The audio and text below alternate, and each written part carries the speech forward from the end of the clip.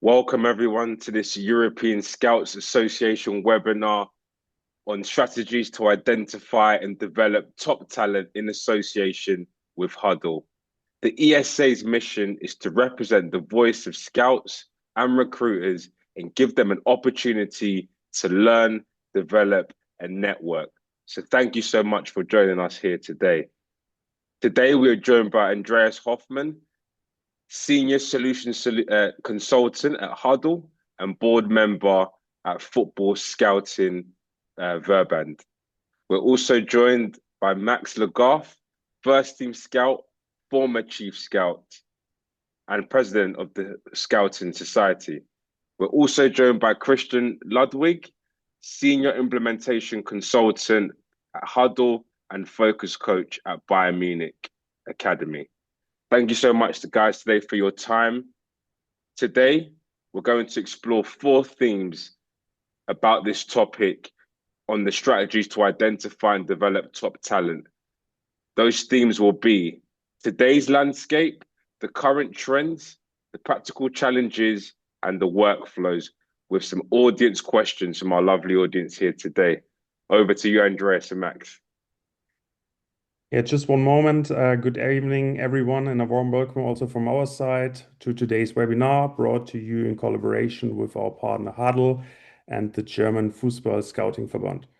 For those of you who don't know me yet, my name is Andre Martek, and following the recent personal withdrawal of Gus Williams, I've temporarily stepped in as the interim president of the European Association of Scouts. I truly appreciate the trust which is placed in me, and I'm looking forward to support and continue the development of our work together. So today's session marks the beginning of a broader series of projects. In addition to further events, we will also have one live event in this fall. So thank you for taking your time tonight, and I really hope you find today's session valuable for you. And with that, I hand over to Andy. Thank you very much.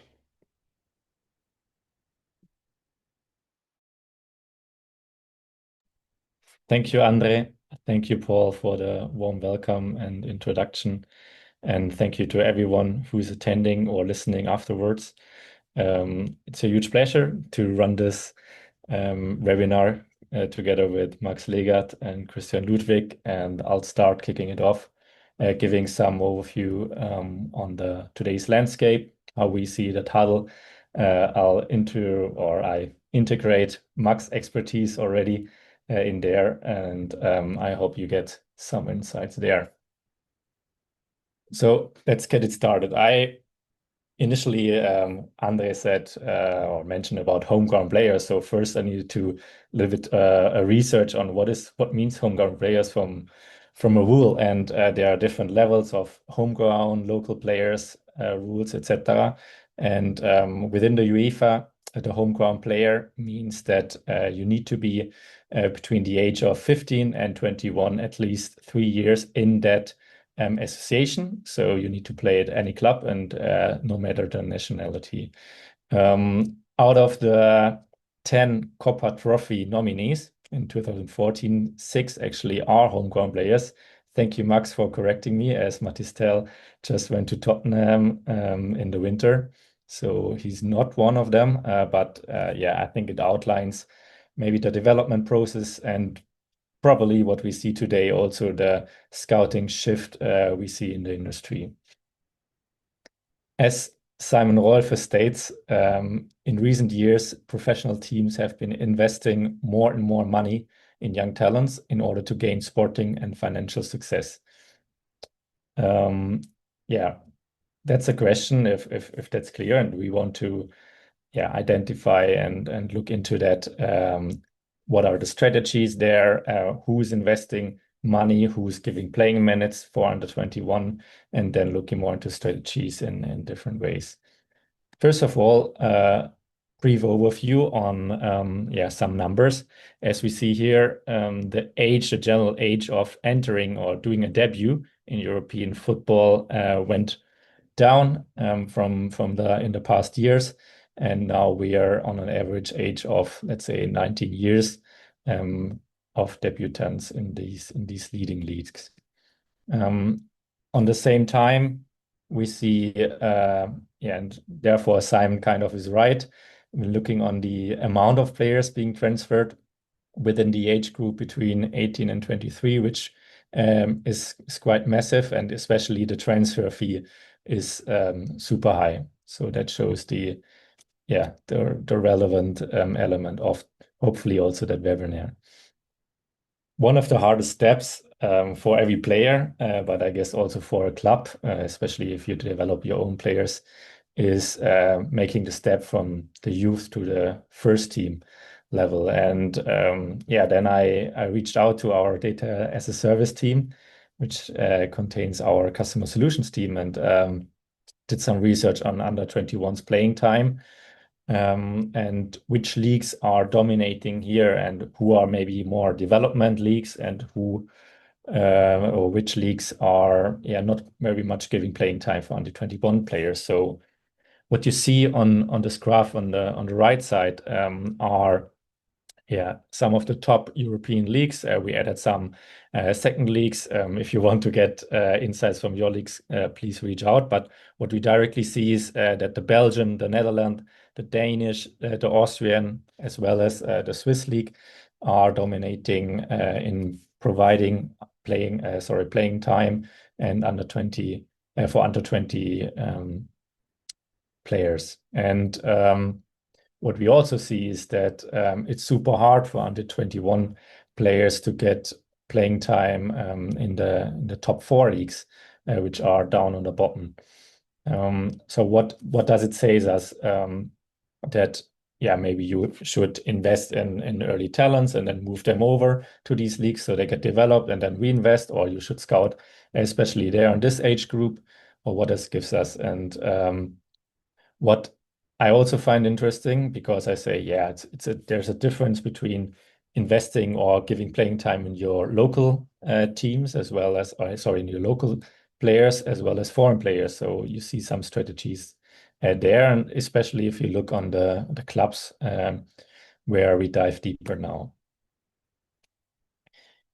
You will now see the English league as well as the German Bundesliga, and you directly see some differences here, whereas Brighton has or investing or giving playing time with 11.6% for foreign players, and quite low number for local players, as well as for example RB Leipzig.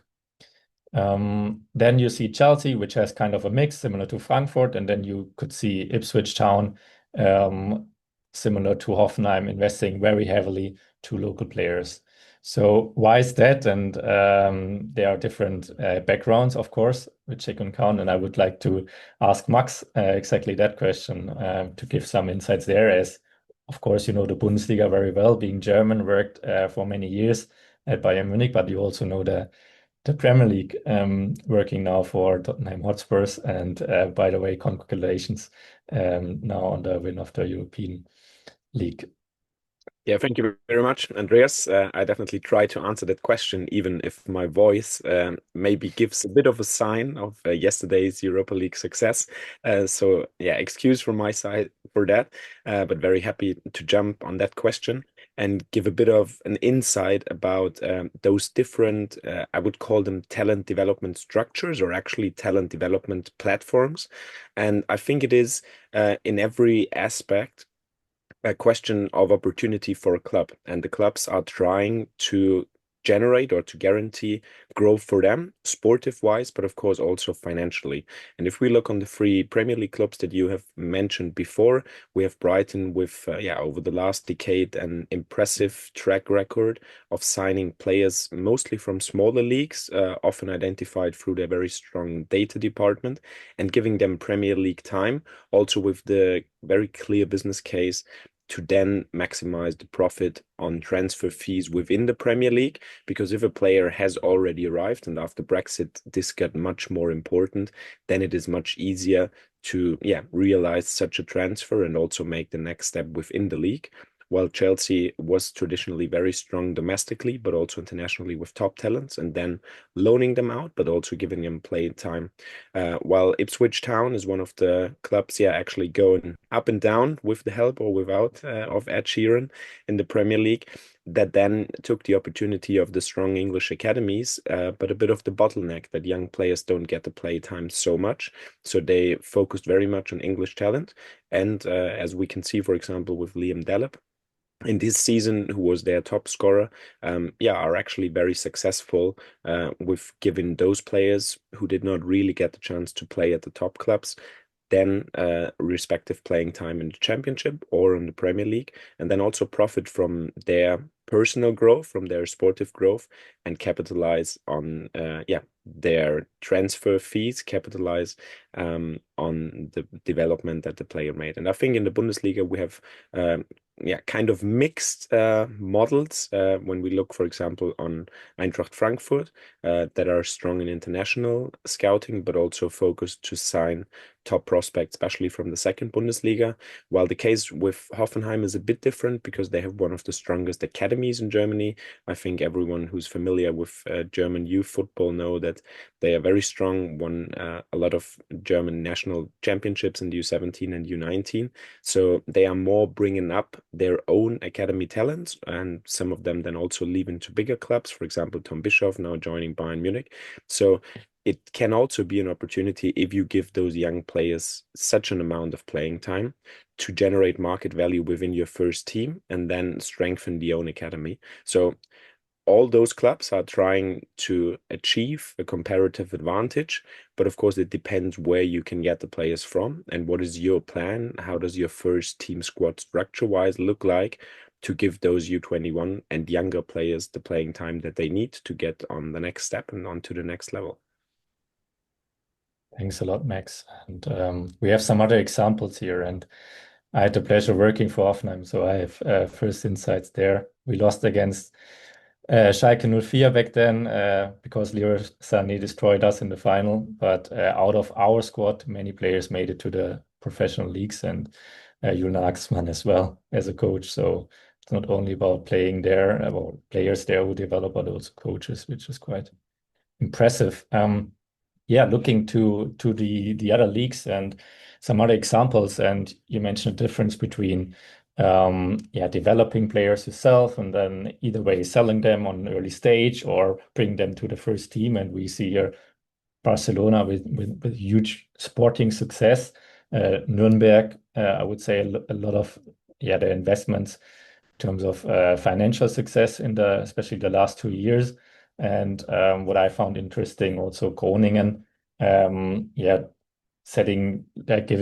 providing under 21 minutes only for their home grown players, and as well similar to Luzern, and they are famous for that. So just that you see there the differentiations. Also, the first number stands for domestic players, and the second one for foreign players. And then we see, and it comes together with multi-club ownerships, which we will touch base also later on, and the benefits from there with Racing Strasbourg investing in international talents and providing playing time there, with the connection obviously with Chelsea via Blue Co, as well as for example Cercle Brugge with the connection to AS Monaco. And what we also see there, it doesn't mean that you're successful as a team, and every team in the group is successful due to the transfers or the loan systems they integrate then with the MCOs. But yeah, Max, as you are very familiar with the Austrian Bundesliga as well, maybe you can explain a little bit the difference between Salzburg and Sturm Graz, because they seem to have the same approach, but what's different there? Yeah, I think obviously Red Bull was able to set up a whole talent development platform, or actually different steps within their club construct. So meaning they have a strong U18 team and already signed top talents from Europe with 16, 17, what now a lot of other clubs are actually trying to copy paste strategy wise, but they were the first ones back in 2012, 2013, where they started and were able to collect a few of international top talents talents, sign them for their academy, and then develop them through a very clear pathway, meaning they have a second team, a so-called farm team with Liefering playing on the second tier. I think Red Bull is very famous, so I do not have to explain that in all the detail, but they were able to do actually then just allocate playing time within their first team and their second team, compared to Sturm Graz, who did not have those talents in their own academy. So they were focusing mostly on Scandinavia, but also on other smaller European leagues, signing top talents, and then also with their recent sportive success, give them the platform to play in international competitions. This year in the Champions League, previously also in the Europa League. And yeah, Andreas Schicker, who's now the managing director sports in Hoffenheim, yeah, we will see if he will be able to make that transition from the Austrian league, what is of course a bit easier from all the organizational circumstances and also the competitiveness of the league, to introduce or maybe even improve the internal pathway that the talents in Hoffenheim have, and maybe add a few international talents to that talent pool as well. So it's an interesting thing, and what is for me pretty obvious but also interesting is that if you stick to that clear strategy, it looks like you can be successful on very different kind of levels. So we see Barcelona as a top team winning nearly all the titles this year, at least domestically. But you also have smaller clubs, of course, a bit dependent on the general available money on the investment, but that are actually outperforming their budget, that are coming from different economical circumstances, but still are able to outperform and actually make the next step in their club development compared to other clubs who don't have that clear strategy. And it does not have to be a U21 strategy. It can be also a different age structure, a different idea, but it looks you can be successful all around the globe if you stick to that idea and if you have a clear pathway for your talent set up. Brilliant. Thanks for the insights. Yeah, just on the right, you see also Westerlo investing heavily into international players with potentially the background of the Turkish investor. All right, let's go over to current trends, and I think you spoke out some of the trends already. And I'll provide it over to you as you described, let's say, the pathway, and you named it turning points within the last almost 20 years. So could you explain what changed and what were the turning points and why that happened? Yeah, absolutely. I just tried to get some of those trends together, and we were actually brainstorming together how you would call it. Is it trends? Is it actually changing trends? Clubs trying to establish an own model that could be maybe more successful than the previous one. I already mentioned Red Bull, but I think a bit before to describe the actual status from where we maybe came from, around 2005, 2008, where the Premier League was very strong in signing international top talents, not only because of their financial power, but also because they were the only clubs that scouted internationally that detailed and that early. So it was very clear that the top talents from Belgium, the Netherlands, but also from other European countries would go to the Premier League, most of them to Chelsea, but of course other big Premier League clubs like Manchester City, Manchester United, Arsenal, Spurs from time to time, but they were more recruiting local as most of the other English clubs. But you had 4 or 5 clubs that were actually ruling the top talent market and were the only ones that could provide those top conditions. And then we had a new player, a new kid on the block with Red Bull, who had a massive financial investment for that point of time and the general amount of money that was invested into academies. And it was less about infrastructure. I think Red Bull also has a top infrastructure, but for example, a few Premier League clubs or also Hoffenheim were able to compete on a very high level.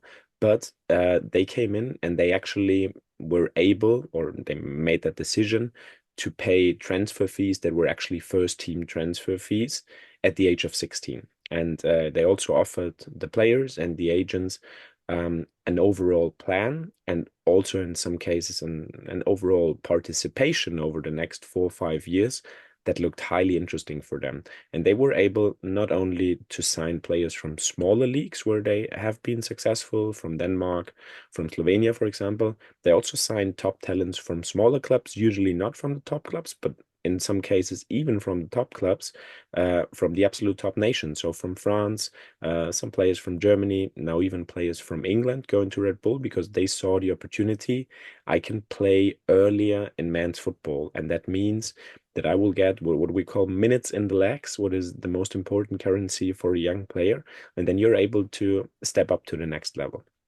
And with that, obvious success of the Red Bull construct, other clubs tried to copy it or to implement a strategy where they saw similar chances or similar cases.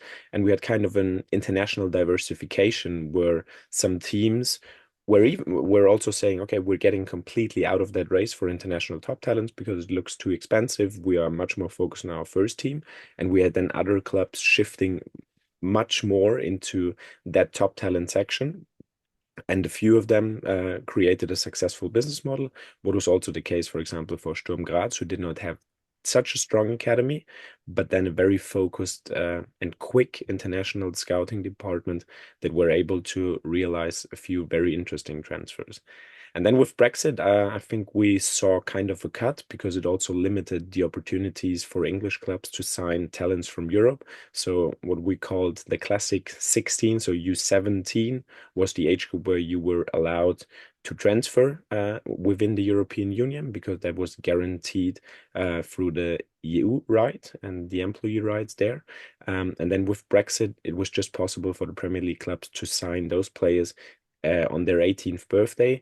And furthermore, it got much more difficult to get the playing right. So then actually competing in the professional football in England. So that made it much more difficult. And now all the other clubs that were previously not able to compete on that level with the English clubs try to get in, and you had other clubs that massively increased their budgets for signing those top talents. And for example, Bayern Munich and Borussia Dortmund that were already strong in the years 2018, 19, 20, as well as, for example, Bayer Leverkusen from Germany, then were able to sign much more talents. And the international competition about this top talent race got much more intense. And the Premier League clubs were then focusing more on worldwide transfers. So very few players directly transferred previously from South America, from Asia, from North America. But the race for the best players around the globe at their 18th birthday increased heavily, and the intensity of that competition and also the financial investment through the years following Brexit, I think was impressive and still influences us at the moment a lot.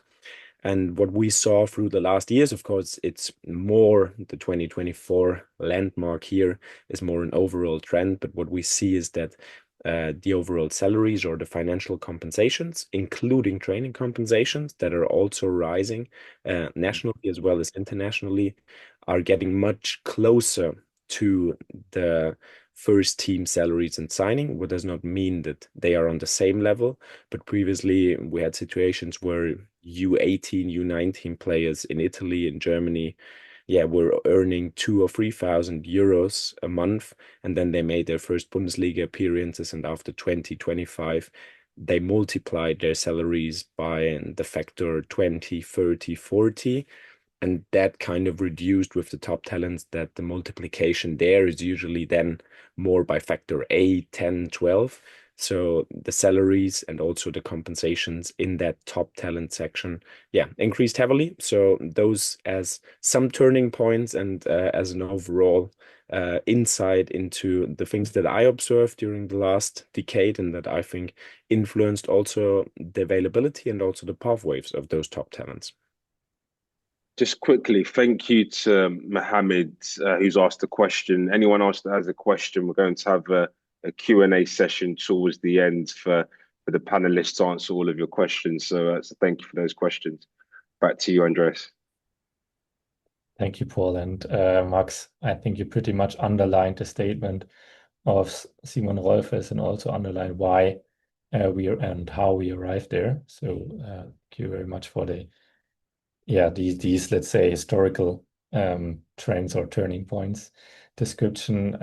What we see, let's say, on a more sustainable financial way, teams can make a lot of money, and especially if you look on Benfica, Ajax, you just mentioned, RB Salzburg, as well as Monaco, who did, let's say, within the last 10 years, had a huge success investing into young players, developing either from their own academies or recruiting successfully and then selling them again. There's also a trend about transfer spend rules, and Max, maybe that's a topic more you can answer also from the Fussball scouting Verband side, give some insights there, and if you the stage is yours, let's say. Absolutely happy to jump in there, because it's a topic that I'm intensively following and also analyzing together with my colleagues, where you're also part, but I'd say maybe a bit more on the technology side than on the business side. What brings a few changes within the last 2 or 3 years. So usually the national associations emphasized more on giving young players, and especially nationally trained young players, playing time. So we have, for example, Austria, where there is a certain amount of TV money that is then splitted towards the clubs, depending on how many playing time they gave Austrian U21 players. And we have different approaches through the leagues, but nearly all of them, together with the national football associations, are trying not to force, but at least to incentivize the clubs that they will give young players that opportunity, that playing time on the highest level. Because if you have that incentive of a financial reward additionally to what you could get from a possible transfer compensation or a market value generation, if you want to name it like that, that is something that influences squad planning, meaning also that in the UEFA competitions, you have then the separation between local trained players, so-called homegrown players, Andreas, what you described, and then the need to fill the UEFA lists if you are competing in the Conference League, in the Europa League, or in the Champions League, that you just have certain spots available, and that makes it much more interesting, and is actually getting into quite curious situations that it could be that only a certain club that is not able to fulfill, make an example of a club that is maybe did not always compete within the highest European competitions, like Nottingham Forest, for example. If they would not have enough local trained players or club trained players, it could be relevant for them to get a player back from maybe a championship club or another Premier League club, because he would be able to fill in a spot for the Champions League, or now it looks a bit more like Europa League. But then this player potentially has a value just for one specific club that is 4 or 5 times higher, because he is not blocking another spot, what they would do if they would sign a player externally. So quite an interesting development. I think the intention on the association side is a very positive one, but it's getting more and more complex, including the sustainability rules from UEFA, but also from the Premier League, where we saw quite interesting, let's call them creative solutions, giving players 10 years contract, because they are then just with a smaller amount into your books. I think all those details would probably extend our webinar a bit too long, but there are certain trends ongoing. If you have any questions, or I think that might be even a topic that we could jump on together with the Scouting Verband, the EAS, and even with your support from Hudl, because there are a lot of interesting stuff going on. Thanks, Max. And what we also see, and I can definitely answer that, is more data-driven way of many teams. And most important, there's more data available. Leagues are opening up more and more. So youth leagues are opening up more and more.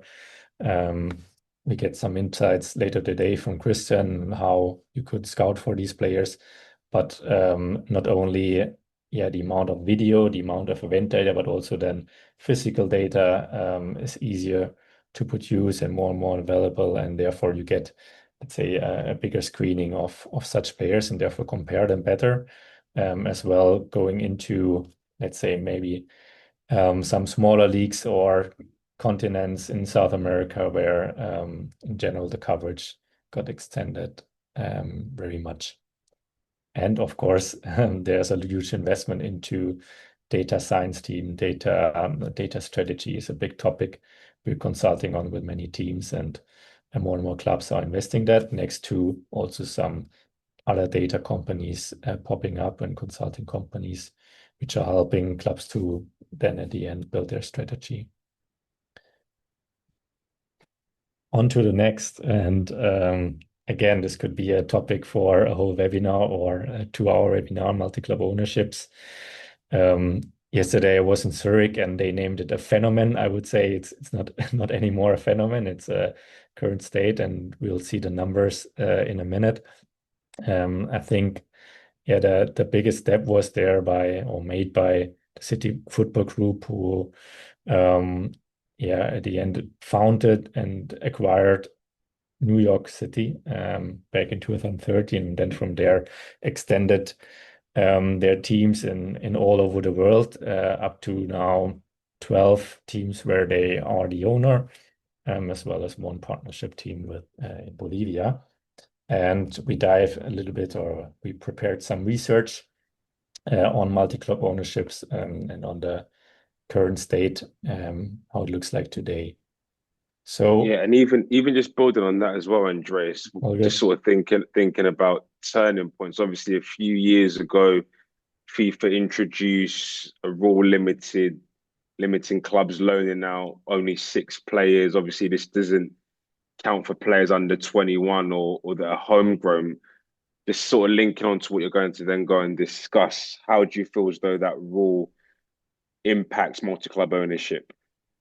Yeah, I think Max slightly touched base on it on a general trend, and that is investing much earlier into talent, and then potentially not only loan the player then from association to association, but also sell them. So what you saw, for example, with Savinho getting sold then from now Troyes, I think it was still to Manchester City, and we see this tension. And the other effect is then if you, let's say, loan the player or let it stick to the group with potentially on a lower budget than the actual value of the player is, obviously this player hopefully get more integrated into the playing style, whereas if you loan it to other clubs, maybe the playing style or the game identity is getting lost. So that would be one point. Not sure, Max, if you want to add something there.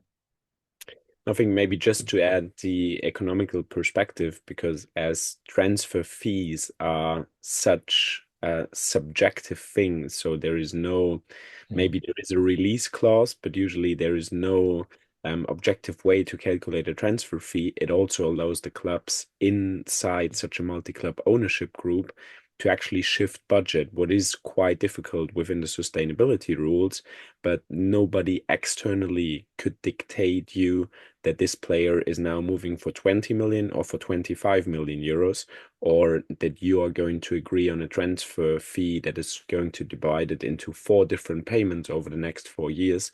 So this kind of flexibility, if we look on the general revenue and the amount of money that clubs are spending on transfers, that gives those multi-club ownership constructs a huge advantage, because they can plan furthermore and they can balance this, partly insecurities, and a lot of them, I would say, are operating on the edge, or getting into highly risky situations where a few million euros or a few million pounds make a difference of fulfilling all those standards, or maybe getting points deducted and getting a fee by the national leagues or the associations. So this also gives them big comparative advantage to other clubs who don't have that flexibility to loan out players or to generate transfer fees within the multi-club ownership group. Cheers, Max. So yeah, here's some numbers on the current state. So as of today, and this is just looking on football or soccer, where we are European Association of Scouts and Fussball. So in football, there are 116 groups involved into multi-club ownerships, and there are 358 teams as of today. And the average number of a multi-club ownership is 3. So and it goes from 2, obviously, up to 13, as we saw with the City Football Group. There was a little bit of shift in especially the recent years, towards ownership groups coming from the US and investing in Europe, especially. And there also is a shift to some partnership agreements or some investments in general, not only from multi-club ownerships groups, but in general, this is a whole new topic where even LeBron James and stars are investing there to, for example, empower their soft skills and their brand association. So it's very I would say en vive, let's say, very living and changing structure every day. And this is, let's say, the global map, what we see today, which underlines the majority of investments in Europe. And then if we look on to Europe specifically, we see, everyone knows it probably on the call, a high amount of ownership groups going to or went to Belgium, not historically, obviously, in England, but also more and more in Italy, and also now the Scandinavian leagues are getting more and more interesting. By MCOs in general, I said it right at the start, this could be a webinar for itself. We did a workshop with the sporting directors, and that was a little bit the key outcomes for them. And I'm sure on another webinar you will underline the exact benefits of that process and of that structure. How we see the future of MCOs, and I think it was connected, Paul, to your question already. We see Red Bull getting more and more also a smaller, like not mainly a majority, but also minority investments into other clubs like Leeds. And we see the amount of clubs growing within multi-club ownership groups. And we also see this will be especially interesting, also not only from this summer on, but in the next years on the regulation side, what FIFA and also UEFA will do. I heard yesterday that UEFA would bring out, I think, like a landscape report anytime soon, where they looked on multi-club ownerships as a channel and the growing of that. And let's see what regulations will be implemented there for a fairer sport. All right. Max, I integrated you already into many of the topics, but that's what we said. We wanted to have it more as a exchange, and I'm very much looking forward on these pretty practical insights you'll share. But there's also another speaker, and this is Christian Ludwig, and there's a connection actually between the two of you. And this is with the person you see on the left down, which is Chris Sun, and playing for Bayern Munich still, but also did his debut. Congratulations for the German national team.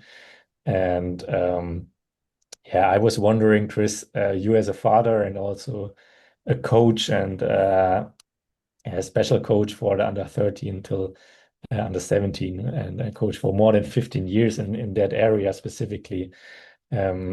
this age is so important, this age is so crucial, and there are so many decisions to be made. So if you look from a father and from a coaching side, and not necessarily on your son, but in general, what is the most important, looking also on these age groups you see here, or let's say these age frames you see here on the picture, and what advice would you give? What are the most important elements for you? That's a good question, Andreas. I think I could talk a whole evening about what is important, what you should take a look on. And I think it's now my seventh year as a dad with my son at the club. And if I would have known some points before, I think I would take more or a deeper look on specific things. In general, I would say as a parent, I would try to get an understanding of the core values, of the philosophy of the club. And I know a lot of clubs are doing this already, and the scouting departments as well. How do clubs getting the right balance of academic support beside the sport? Because as we all know that, a minimum of players will reach a top level and can, later live from that. And I think that's one of the biggest points I would always give as an advice to parents from under 9 at least until under 16. And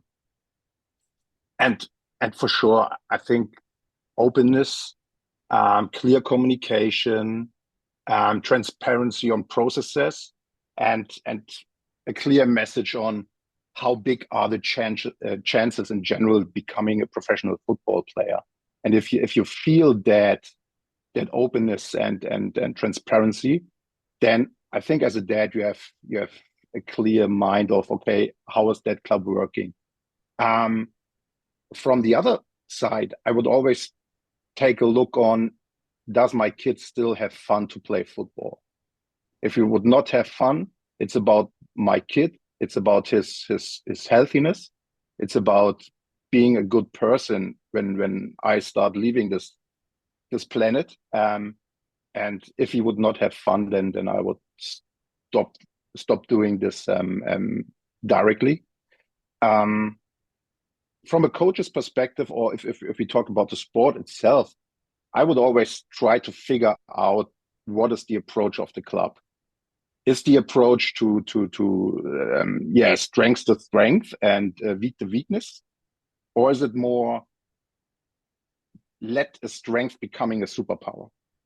And that is also approach, or that is my way of coaching in the past. So my first 10 years as a coach, I was, okay, we will make your strength strengthen and we weak the weaknesses. I stopped completely thinking about that and going more into, let's find your strength and we make it a superpower. And if you have one superpower, that's okay. Yeah, think about Arjen Robben. Everyone knows what he has done. No one could stop him. So, finding out, okay, what is the plan with my kid? Is the plan he was scouted as a striker, a winger, but is maybe the actual plan of the club? We see his future more maybe as a left back. Be open, find that out. How the club is working with IDPs. And if I would have the feeling that the club is not focusing on the individual development and is focusing, okay, we need to win matches instead of giving playing time to my kid and not focusing on the individual development, then I would make my decision. And I think the IDP thing is growing so much in Germany, coming from England, probably more and more. And I think in England they are further there on the first steps and supporting the kids. I like the super strength, as some clubs name it, X Factor. Max, is this something when you looked on the kids on that age groups, defined yourself and show them, okay, I see this as an X Factor and you will explode it and therefore you become a professional player? What are the elements? How did you convince the players in these age group, and what is the the strategies, what are the processes there. And obviously, before I go to the next slide, it's actually you in the middle, and you played a big part convincing Musiala to come to Germany and to Bayern Munich. And I'm sorry for the English national team. But you also then you did everything, let's say, from the age groups here, under 9 to 13. So you were the one saw Chris Sun, but you also were super successful in FC Basel, going into the age group from under 18 until under 21 with the youth and Calafiori and other ones. So yeah, what I'm really looking forward in you describing the strategies there and yeah, how you think about these different age groups and how to effectively and successfully scout, recruit, but also showing them the pathway to develop in your club and become a professional player. Yeah, if you could maybe jump back on the previous slide, because Happy to. thank you. I think it makes sense to shortly touch on different age groups, and thanks for everything that you said previously, Christian.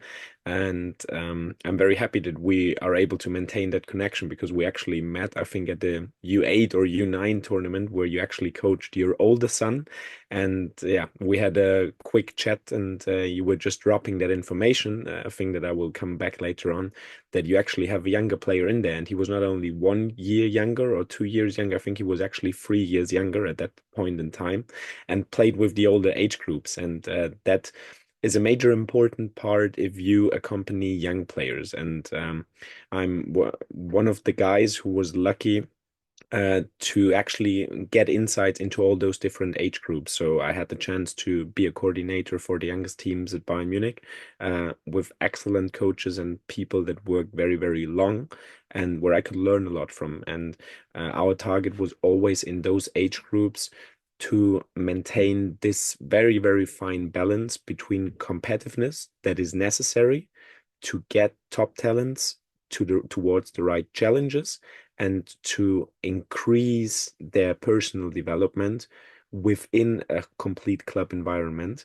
but still maintain what you described as fun, still focus on what they naturally bring in as football talents, with that pure joy, with their personal strengths. Might it be a technical super skill, might it be speed, might it be power, certain assertiveness, but there are different characteristics that you try to bring together. And I know that we have heavy discussions about the U9s, U10s, and U11s, and I'm still convinced, and I know that this is just one opinion in that discussion, that if you are selecting the right topics, if you have experienced people that are able to deal with that also from a tutor's perspective, from a pedagogical point of view, it can be highly beneficial to have that kind of football education in the U10s, U11s, U12s, but with the clear message for everyone that is involved, the kids as well as their parents, that this is not the only pathway to be successful and to become a professional football player.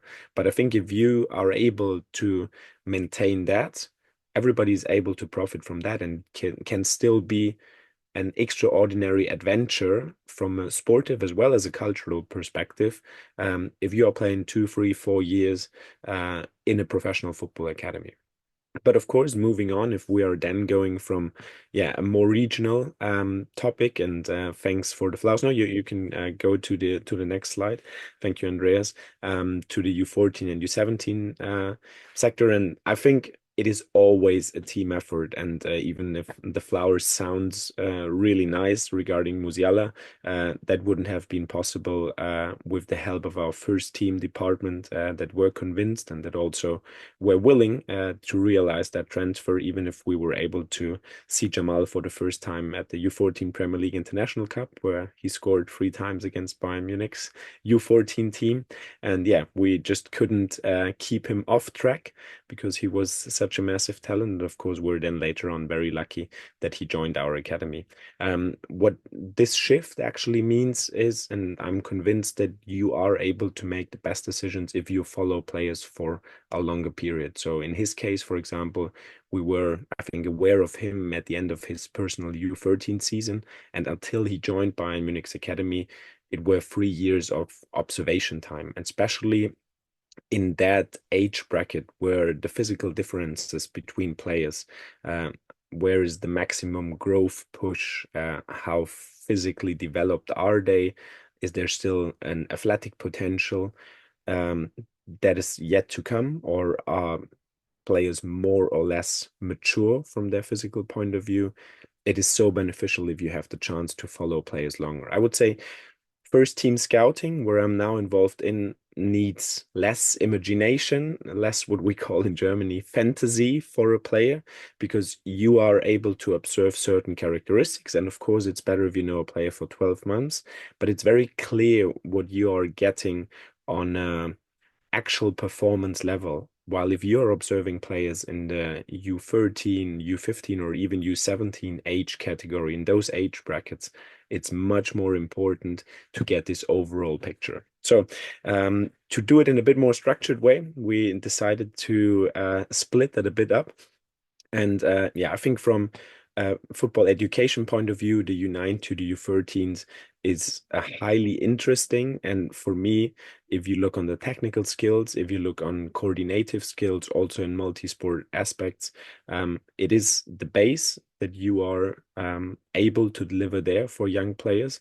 And if you have a solid foundation there, the players will be able to maintain certain skills that maybe are not so obvious in the beginning, maintain them through their whole football education, and then be more successful on the longer term. So all of the clubs, independent if they are starting with a U12 or with a U9, have that regional focus, and then actually also, I think, the self-understanding and the strategy to have a local market dominance. So to know all the relevant players around them and then sign them. Of course, there might be kind of a competitiveness if you have a strong other academy next to you. For example, in Cologne, it would be Bayer Leverkusen, and they are then competing because they are just 20-30 minutes away.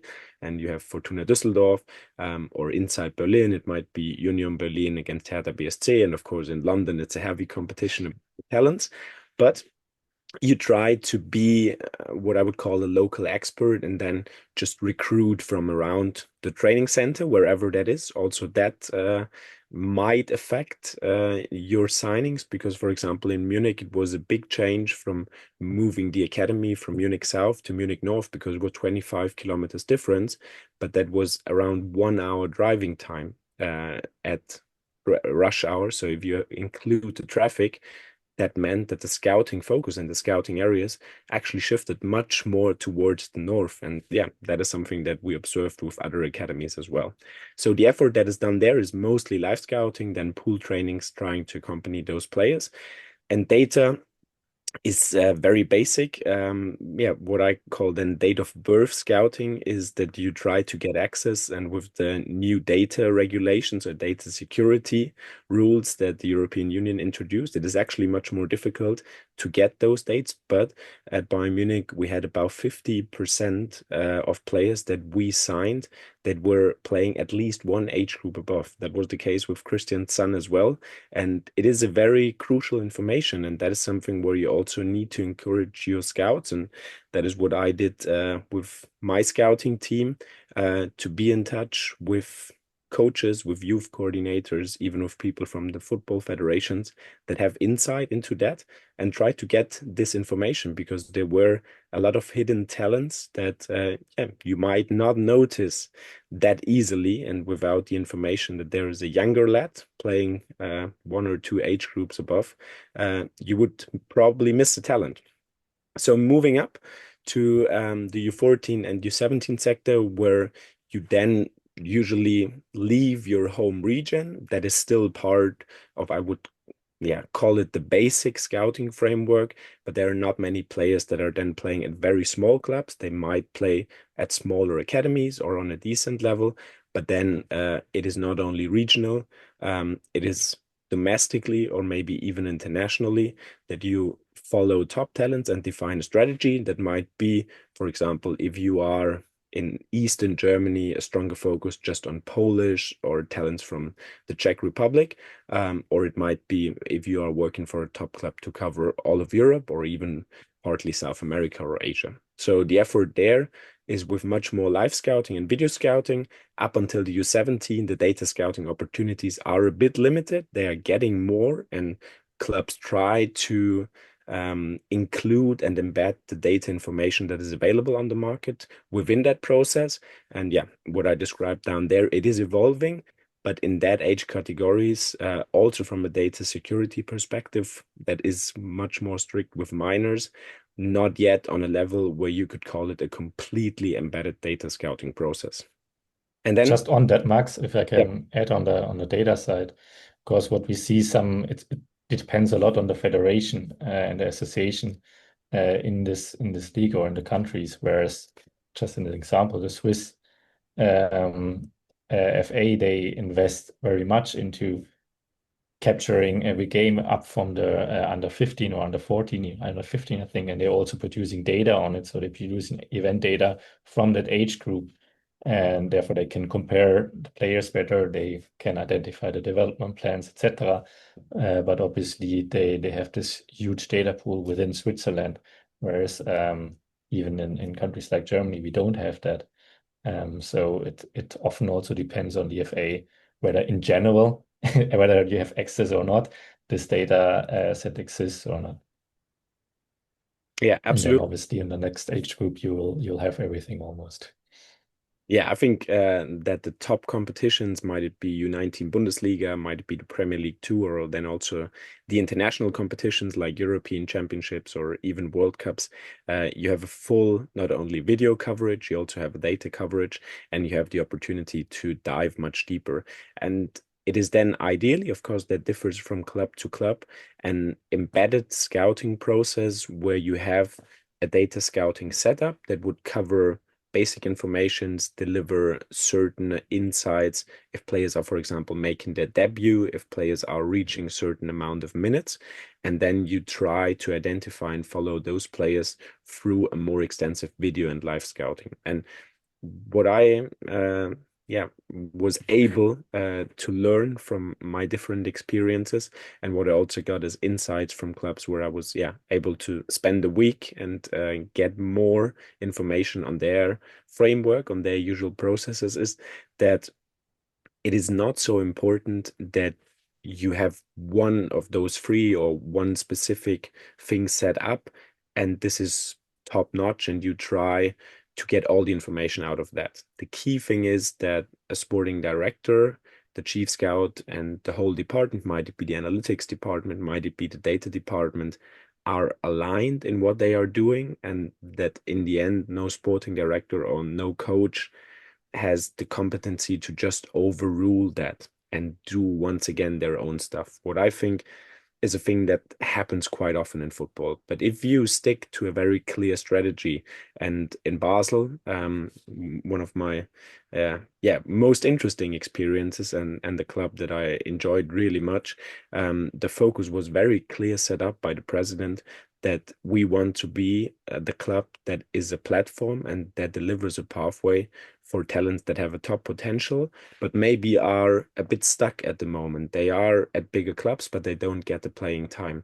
And I think what we introduced there, and you mentioned the players that were once again signed by a whole team and by the recommendations of very experienced and good scouts that I was able to lead, is that if you want to jump on that topic, not only have to have the overview, you also have to have the capacity to ask the same player 6, 7, 8 times until you reach the right point where he's a bit frustrated at his actual club and is then willing to do that step to a smaller league and then increase their career, like it was the case with Calafiori, also with Andy Diouf, who's now playing for RC Lens and also had some Champions League experience and exposure this year. So it is quite a difficult process, but I think if you are able to define a strategy and get everybody working on that and involved in that process so that nobody has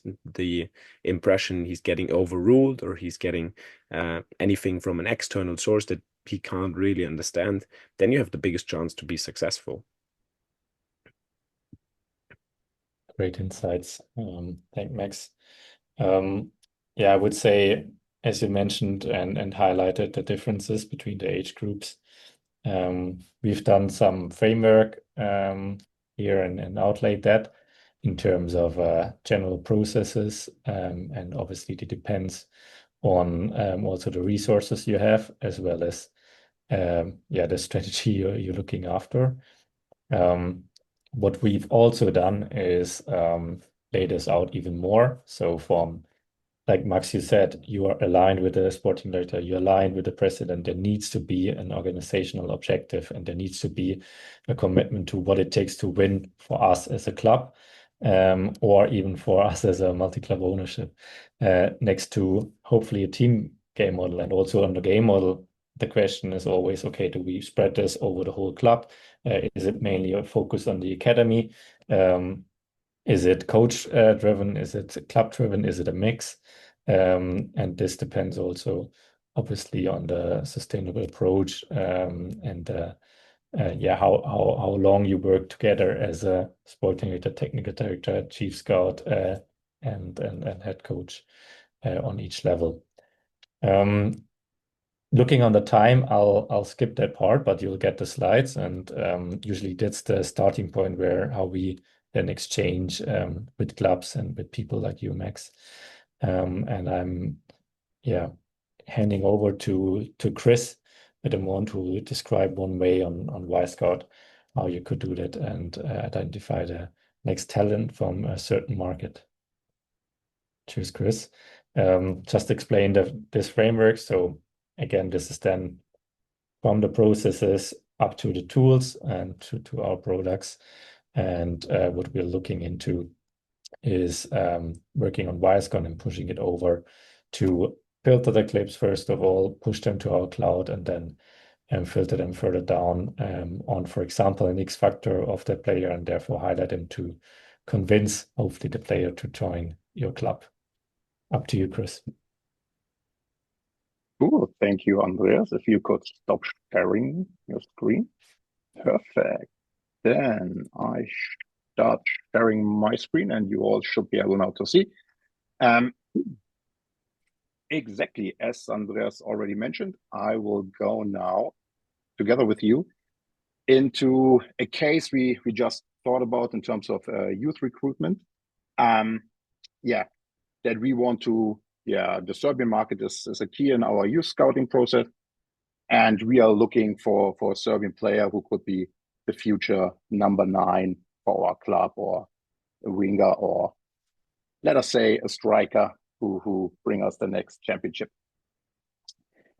For that, and it's going a little bit now into our product, Hudl Wyscout itself. We created, I think, 18 months back, a complete new competition package, which is the youth competitions pack. And as you can see with the number, it covers a lot of different countries, but furthermore, a lot of different or a high number of competitions with a lot of players, which we are tagging, which means we collect the data for the platform, and that can be used directly on the platform or via the API. And as you can see, inside of the youth competitions pack, we have more than 75,000 player profiles, which is a high number. Cool. Then let's get over. Whenever you have a question to the platform, feel free to contact Andre afterwards or Andreas, and we could find a meeting spot during a day. If you see something completely new for you, I think a lot of people already work with Hudl Wyscout, but I just want to give you a quick overview how easy it is inside the youth competitions pack to find youth players, to create a playlist out of them, and to share it with other people via the Hudl Cloud. So first of all, and I think you all know the platform with all the countries on Hudl Wyscout. On the international competitions tab, you can find this little icon here, which is called Youth Competitions. And that will guide you straight into all the competitions we have, where we have the official rights to have that on our platform.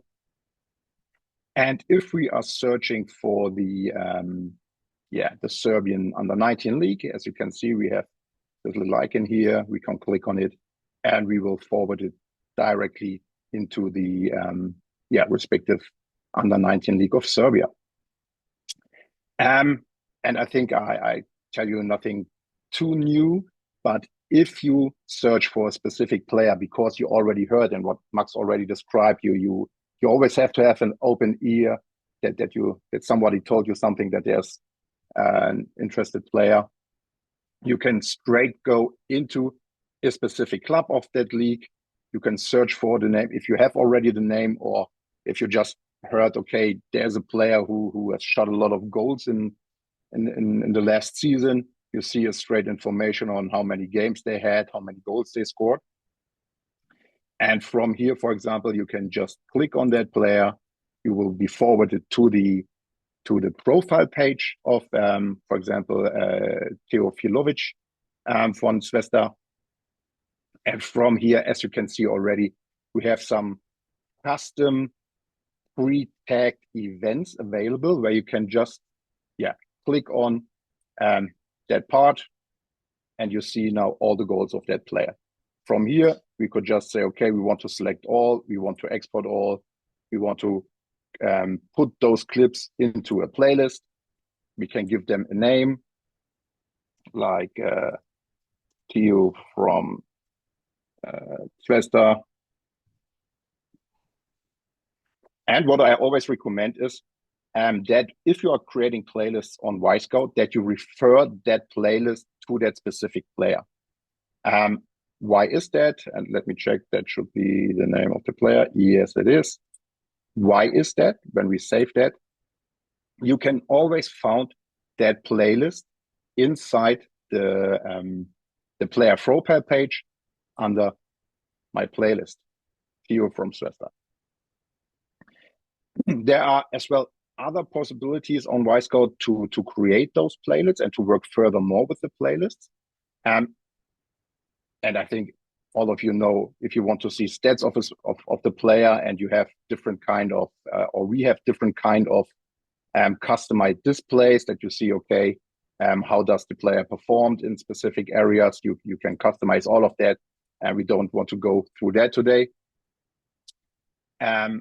What you can do as well, if you just want to stay focused on a player and you want to see more than just the goals, what you normally do in your daily job, what you can do is you can go to full matches inside the player profile, and you can, I don't know, go to that specific match, and you can always go into view events. That means with that, we create a prepared playlist of that player with all his ball actions, or at least one-on-one duels. So there will be no off-ball moments, but all ball actions, all duels, aerials, or whatever you can imagine. And same process from here. You select all, export, and then you can save that as a playlist for that specific player.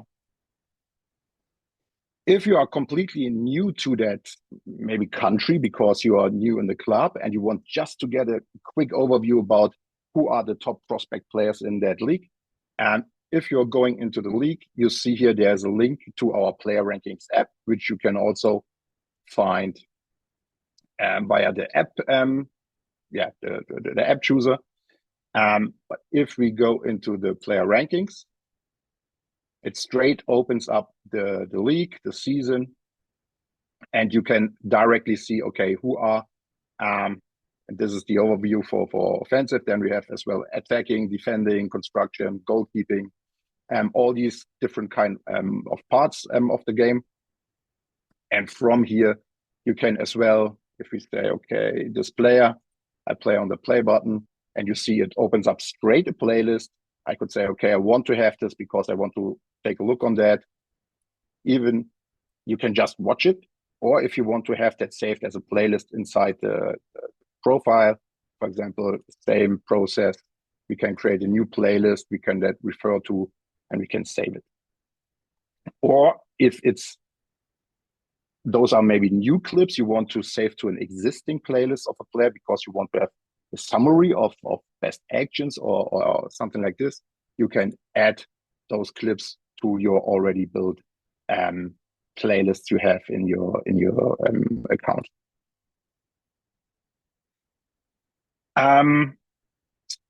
What else, or what else can you do beside going into the league, going into the rankings app? You can expand a complete list, and you can select specific players where you know that could be interesting for you.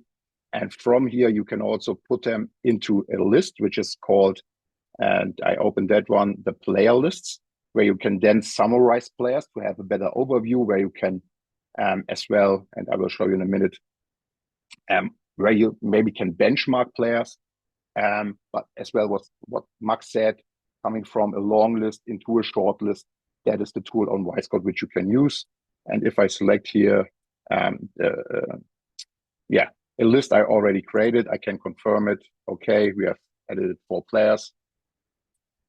And from there, for example, I could go into my player lists, and you will see I have created a lot of lists during my 10 years at Hudl already. So yeah, we have the list here, and you see all of the players, and I could work from there furthermore. If you just want to search for a specific player from the league where you don't know, okay, I don't want to go into the league side or as well, you can always use the advanced search where we have roughly 675,000 player profiles in there. And the cool thing on the advanced search is that you can set your own filters, which means I could create here some filter sets with the height of a player and the passport countries, whatever it is, attacking. Okay, we are searching for successful attacking actions per 90, finishing for sure. We want to search for goals, and so on and so on. And you can then, just put those into account. What are you searching for? What player position you're searching for, and what kind of competition you are searching for. And if we, for example, go here to Serbia as well, I could go into the under-19 league, and I would see the player fitting to those filter sets.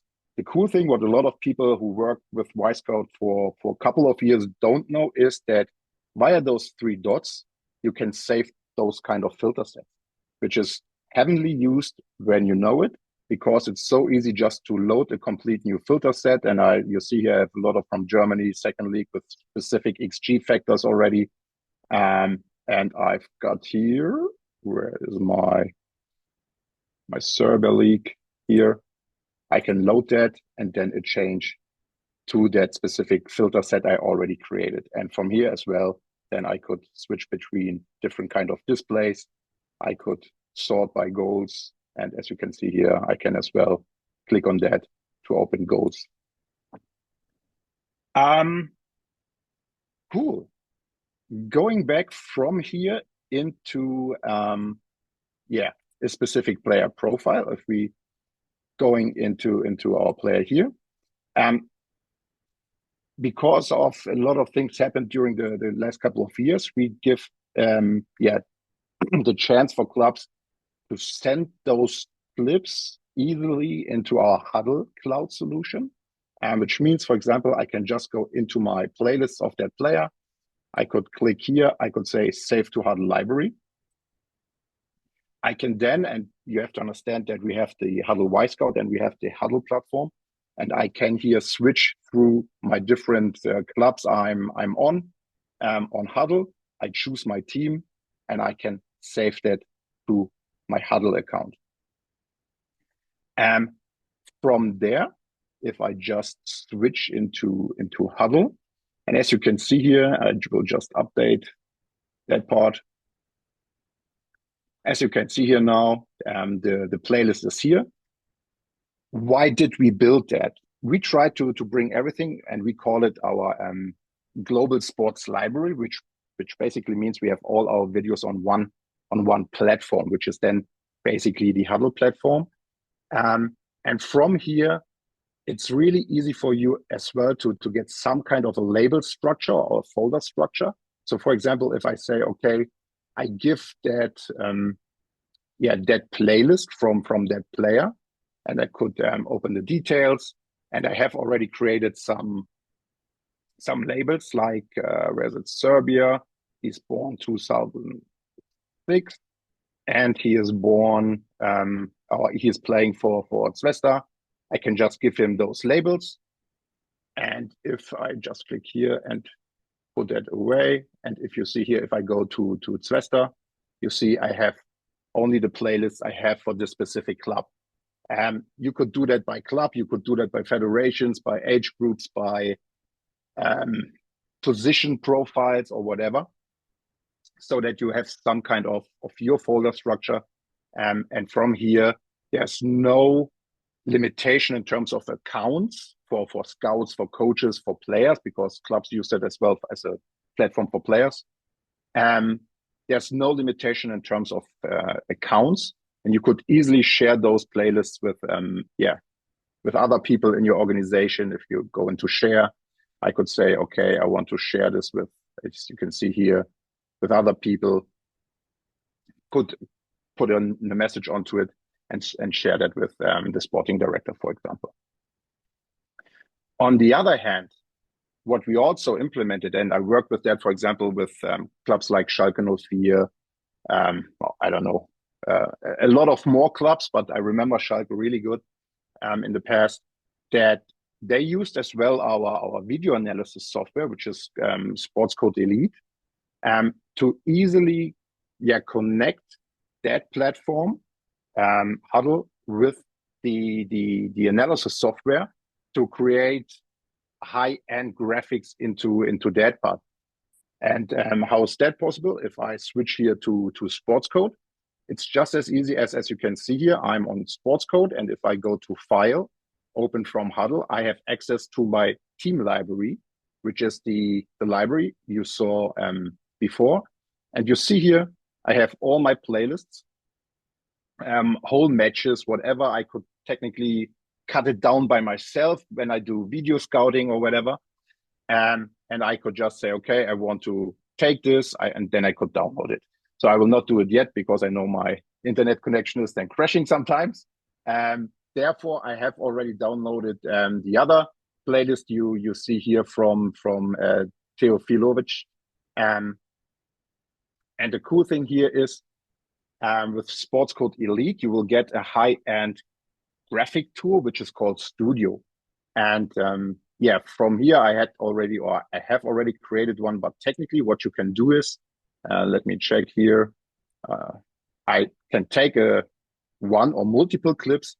I can click on Studio, and that will open up the high-end graphic software Studio, which basically you can, it tracks automatically when the footage is as good as here. It tracks automatically the pitch, it do a chroma keying, and technically we have as well a connection to Wisecout here, where I can search for the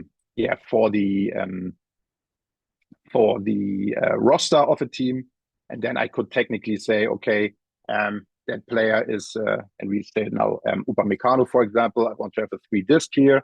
I could just grab that, put that on the player, and then I have a high-end graphic. I do a right click, I say track that player, and as you can see, it's just that easy that animation is going with the player. Now he's moving, and now I would have to edit this part so that it will now leave that. And you see here a lot of different kind of stuff with a beam or whatever it is, with moving players and all these kind of features you might need. And there is as well a tool where you can technically see the speed of a player.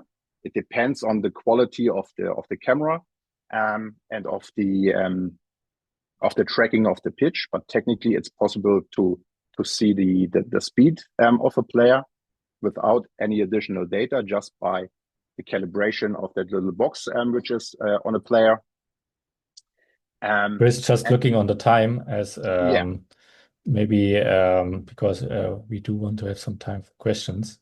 don't want to stop you fully there, but maybe you Stop me can whenever you want. Stop me whenever you go want. back to the playlist, and the easiness of basically highlighting the clips and making the high-end value Exactly. playlist Technically, it's just from here you click on sync, and it's syncing back all the things you have done in that software. Put it as a copied clip into the organizer or into the playlist in sport code. You can see here now that is the former one. That is the one with the studio animation on it. And it plays as a video. And from here, you can easily upload that as a new playlist back into your account right here. And from here, you could share it with the sporting director, with other scouts, with your boss, whatever his position is. And from there, you can go into discussions with the player. I think the key benefit is there that it's a whole flow, all integrated, from data, from video, from then limiting and filtering it, and highlighting it. And it not only integrates all of the players, let's say how was it, 75K players, but also all of the roles you have within a club. So within Hudl, then you can comment, you can exchange, you can filter, you can highlight, you can even use it to convince then the player and show him the pathway that Max described before. So that's the key benefit. Yes, Paul. Maybe just to add one thing, because we needed some time to establish this kind of workflows during my time at FC Basel. So we were starting to create these kind of dashboards and then video playlists. And I think what Christian now briefly was actually introducing is something that then in the ideal framework for a club can deliver so much more value, because different stakeholders, different roles in a club, for example, the managing director, the head coach, or then the final lead scout who makes his assessment, have completely different time frames or capacities to look on a player. So maybe the managing director sports needs a 5-minute dashboard where he gets as much information out of certain data setups, but also video setups, compared to then the analyst or the scout who can allocate much more time. And I think that is the big advantage, that you can create this combination. And we just started working with that before I left the club, but I really like the approach, and to dive deeper in there, I think can really deliver an added value for different stakeholders in the club. And Max, that's a perfect segue into the question that I had for Christian, which was obviously, Christian, you gave an amazing insight there and a breakdown into how Hudl and Y-Scout can be used in practice. Just even building on some of the things that Max said there, would you agree that, especially in youth scouting, combining data and video is essential, since young players tend to be more inconsistent in their performances, and you really need to take that closer look to make those solid assessments? Yeah, and I think Max as well mentioned that in one of his further slides. I would absolutely agree that combining data and video is in some way essential in the youth scouting process. And because we all know how inconsistency are the performances of player in their youth matches, and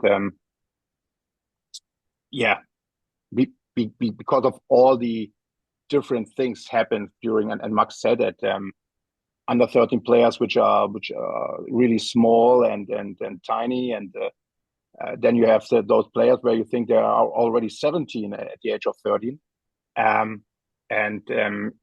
sometimes, as you can see that as well, or I would say, developing or the development of a player is not linear, right? It's going up and down, and therefore it's really important to have the video, because maybe the last 6 weeks he was brilliant, and then the player has 4 weeks where he is not fitting what you would expect from a player. What I always say when I work with clubs is, the data tells you the what, and the video tells you the how and the why. Because then you can see when the data is telling you he was not good because he got a lot of bad passes or interferences in the passes. Take a look on the video. What was the reason? Was the reason bad positioning of his teammate, maybe? What was the reason behind? The data just give you the what, the video tells you the how and the why. That is how I would describe it. I would add to that, awesome. Chris, with the evolution of data and having access to the tracking data and physical data, etc. The what and the why will be answered more and more, or can be answered more and more with data. And but at the end, it's still the expert needs to interpret it and then filter it further down and make decisions at the end. So yeah, thanks a lot for the insights. Yeah, we also have a question here from Will Daniels, who's asking, through the youth competitions pack, do you also get youth international games as well? Andreas, you want to cover? Yeah. So yes, we do. It depends on the tournament. With international competitions, I guess you mean national team games. So yes. Maybe I can give some more insight on that as well. So it depends. So for official competitions like UEFA Under-17, we have the official rights. So we are working closely with FIFA and UEFA on that part. If it's about the pre-eliminatory round or the qualification rounds, it's not that easy to get that footage because the right holders, the right holders are the federations, and it depends on an agreement of us with the federation. And we are still working hard on getting this footage. And even the federations also see more and more the value because they get comparable data after it out of those matches. And we're working hard on that. But as I said, it's not only about like UEFA or FIFA, it's also about the federation when we are for friendly games, for pre-eliminatory rounds, and because therefore the rights are different. Paul, I leave you with other questions. I just want to mention, and I leave this open because it's a QR code, and obviously we share that also. But this is a report you can get for free from us, which gives you some further insights into the Brazil's Paulista Under-20, as well as a Norwegian competition and the Czech Under-19 league, as well as some other insights and context around. So feel free to do a scan of and then get access to the report. Just leave it open and feel free to continue with questions. No, that's awesome. We've got another question here. Data scouting is already a standard tool when it comes to recruiting professional players, but given that sometimes limited video quality or lack of comprehensive footage, how reliable is data in the context of youth football? I think we've kind of elaborated on that and showed that through Christian's case study and the things that we've mentioned, but maybe Andreas want to have a go at answering this one? Sure. Just on the technical side, we receive a video. Usually we have like I said, agreement with the league or the federation or the club. We also do some private tagging with Statsbom, and then it contains just to the clubs. This is mainly done for under 14, under 15 level, where then data regulations are different. So in general, our video tagging team needs to check the video footage. It needs to have a certain amount of quality, so we can identify the players. We need the team sheet, so we can identify who's who, and then we take it all on the way. And if it's not good enough, we'll mention this and then ask if you have another kind of footage for that game. Sometimes, people have that. And with our camera system, we integrate our cameras more and more into these league deals and federational deals. And therefore we can determine and guarantee a certain amount of level of the video that is captured from a certain height with the tactical footage or the TV footage, so you can identify the players, and therefore create not only event data, but potentially also tracking data and positional data, so physical data elements. No, that's awesome. I think we've just got time for 2 more questions. We got one here from Nithin. How do you account for biological versus chronological age when profiling youth players in Y-Scout and Hudl? It's a great question. In Y-Scout and Hudl, that's a difficult question. Thanks, Artem, for the question. We don't do that. I think it's a whole different topic. And Max, maybe you can dive into that, because we just had a webinar actually on that with the Fussball Scouting Verband. But on Hudl, we don't calculate that to identify that. I think in general, there are ways, obviously, to check that. I think it would be, once again, a very crucial thing to do that from the regulation perspective. True. It is a very interesting topic, and it is a key question in scouting. Once again, if there is no objective data available, the easiest thing, and for me the most profound solution, is to accompany a player to observe him through 2 or 3 different age groups, and you will get quite a close idea where his athletic potential or his biological potential is. I think in every youth scouting department, you now have a certain focus on that, on physical growth and physical potential, as well as on the relative age effect, what is a bit of my special topic. And I always try to remind people that we have this systematic problem of those cutoff dates of late born talents that have this disadvantage. And from my perspective, we're not factoring it in enough. But I think to get all the factors and all the possibilities in regarding biological age. And I think we've now collected quite a few topics that would be a good fit for a next collaboration between Scouting Verband, EAS, and potentially even Hudl. So that's a different topic. I think there are different partly solutions, no full solution to cover that. But up until now, I think no objective solution on the market that would cover all that.